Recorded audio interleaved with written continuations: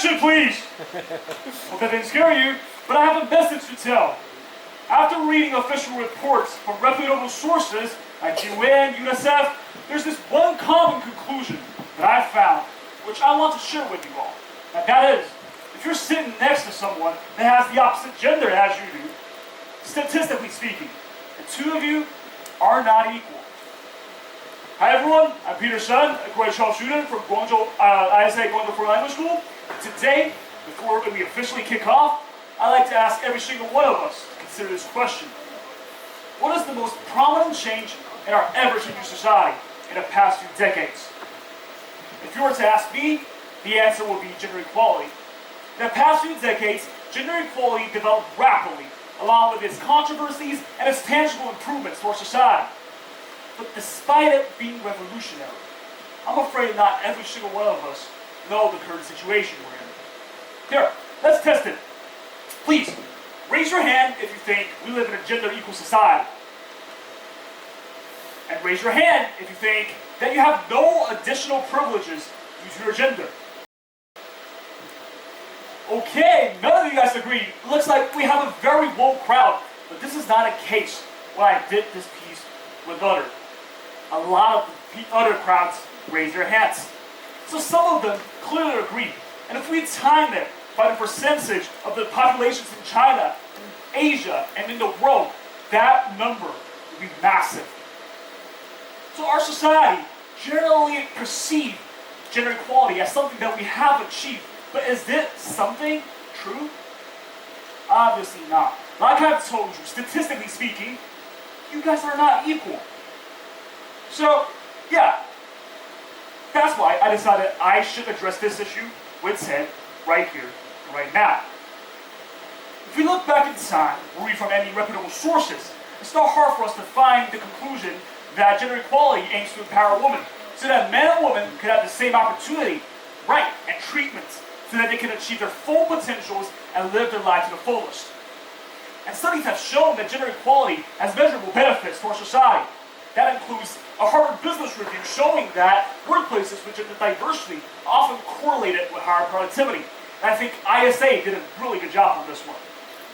In terms of the national levels, we have a study showing that Iceland, the country with the highest level of gender equality, also ranks high in Happy Planet Index, an index that measures human well-being and development. But despite these good advantages, our progress towards gender equality remains painfully slow. At our current pace, it will take us 131 years to close the current gender gap. And worldwide, still to this day, women enjoy less than 2/3 of the legal rights compared to men. And last but not the least, the current gender pay gap is at 20%. Shocking, isn't it? After scientifically proven that gender equality is truly beneficial to our society, we still fail to address it. We still fail to achieve it. But why? Why is this happening? Let's link back to the first question that I asked you guys. Do you think we're equal? Obviously, you guys recognize this true situation, but not all of the audience are like you.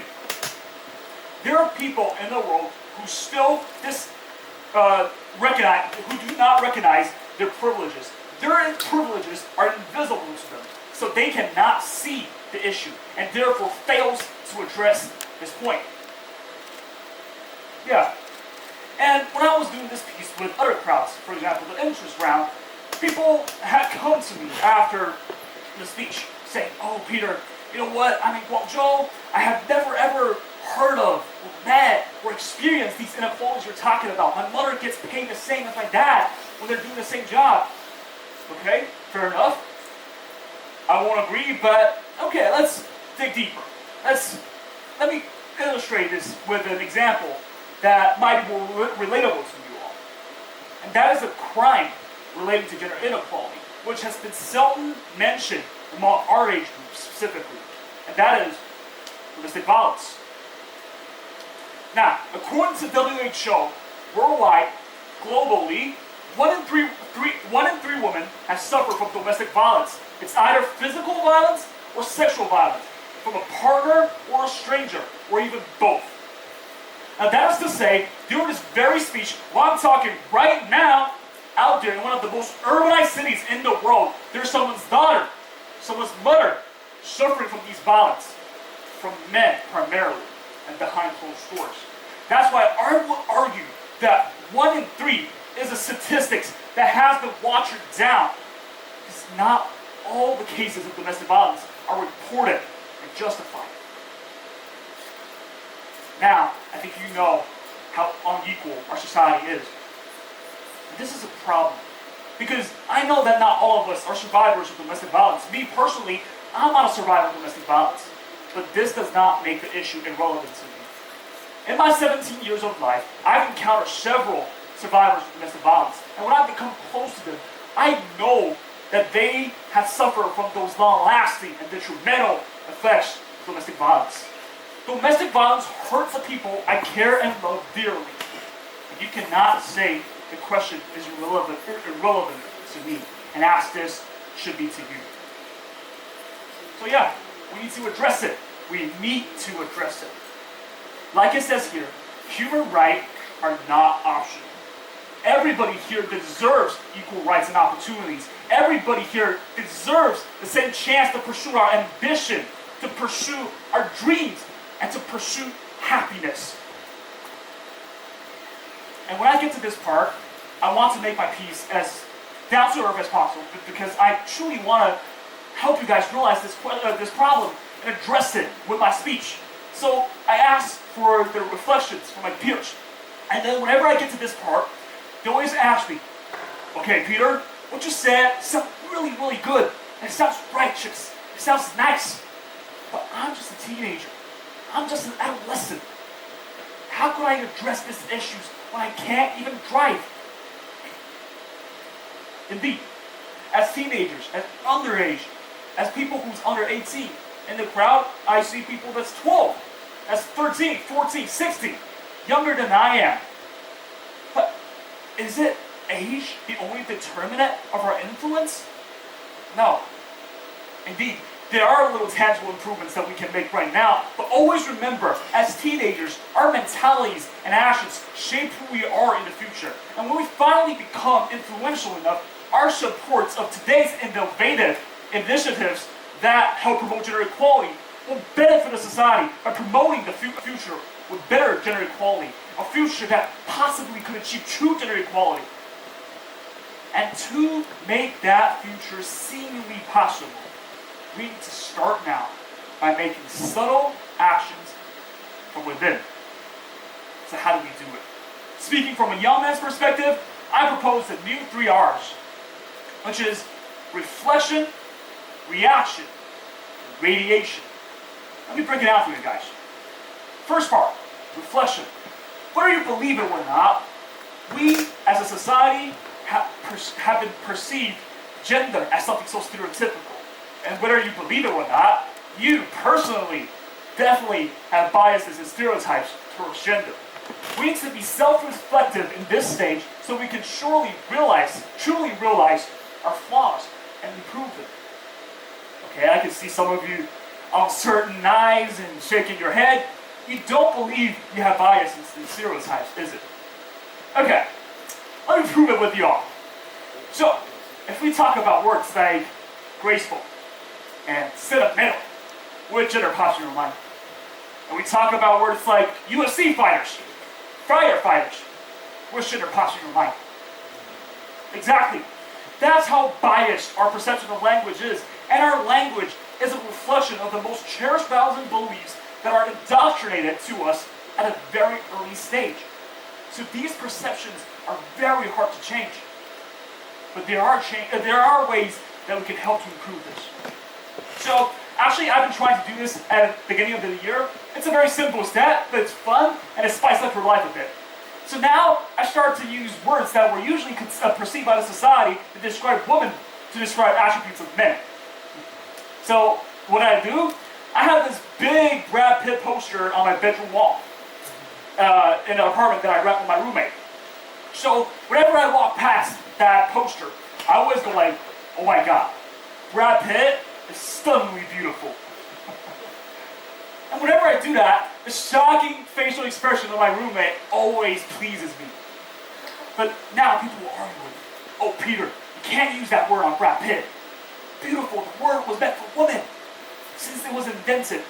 Let me remind you guys of this very simple fact that we often neglect, is that language, in fact, is a technology our ancestors invented. And we humans are known for inventing new generations of innovative technologies to replace the older generation. For example, if you now want to fly to, I don't know, Maldives, to spend some time on the beach, you fly with Boeing or Airbus, not with the Wright brothers, right? So we too should update our language perception to the latest version. And that means we shouldn't constrain ourselves by perceiving these old words with old connotations. And I think that's not that hard for us teenagers, because as the Gen Z, we've invented new words that describes old meanings, like the word Ritz. We use it to describe charismatic, right? So it's not hard for us to change. And that is reaction. But changing our perception of language does only part of the job. Our ultimate goal on this stage is to shift the pre-established false beliefs and stereotypes so that we don't fall and be negatively influenced by these negative stereotypes and ideas. So we need to tap into our conscious. And an example that I use this to illustrate is that when we think of words, when we think of the concept masculinity and femininity, we often attribute these two words to a specific gender. For instance, we often specify masculine to male, feminine to woman. But this doesn't make sense to me, you know? I do social science, and if you tell me that there's just one word that describes the whole attribute of a demographic group, I will tell you that is scientifically invalid. So why are we still perceiving it in this way? The way I see it is because there's this still caveman-like mentality that still lingers in our brain and influences us. Yes, there was a time where masculine were male-specific and feminine were female-specific, but that was back in the hunting-gathering society. 2024, are we taking us back to the Stone Age? No, right? The way I see it, we should see these two concepts as words that are adjectives that solely describes an attribute and characteristic of an individual. That these characteristics can be attributed to anyone in the room. My mom, my grandma, everybody. So, yeah, that's how we change it. But changing our pre-established values beliefs are never easy. And here, I want to share this confusion of mine with you all. At the beginning of the year, when I thought about this topic, I thought to myself, yeah, Peter, if you want to promote gender equality, you gotta abandon these things that are considered masculine. So I was suggesting myself that I need to emasculate myself. I need to abandon the identities, the characteristics, the hobbies, and the personalities that I've built in the past 17 years so that I can promote gender equality. But is it really the case? Is it abandoning my identity as an individual something I must do to promote gender equality? The way I see it, not necessarily. Not necessarily. Because I wasn't aware of this very important concept that the promotion of one gender does not mean the emasculation of the other. I could be as masculine as I want, but what is not okay is that I'm being toxic masculine. What is not okay is me falling into the stereotype traps, perceiving it and constraining others to be masculine. That is the problem. Yeah, so I could pursue my hobby of boxing. That's the masculine hobby, right? But I could also do the dishes in my house.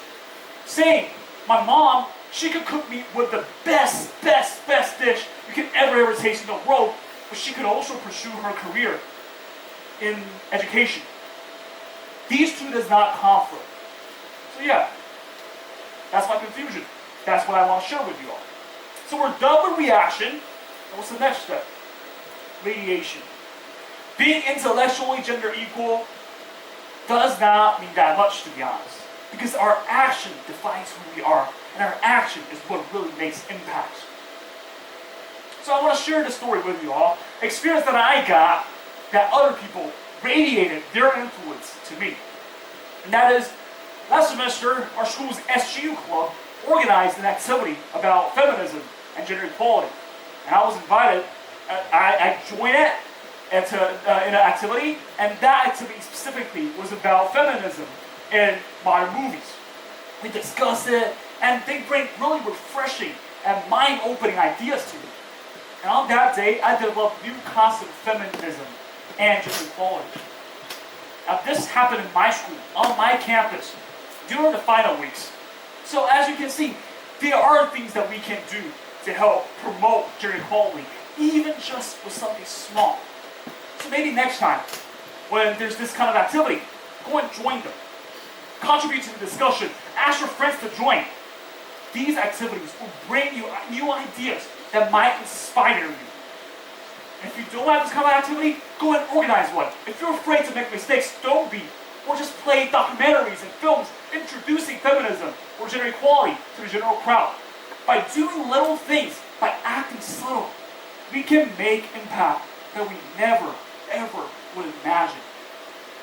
Like I said before, yes, there are little tangible improvements as teenagers can make, but don't forget this very true fact. Little sparks can start pariahs. Now, let us start making changes, let us start reacting, let us start radiating, and let us be the sparks. It's a changing world, ladies and gentlemen, and let us bring the change. Thank you.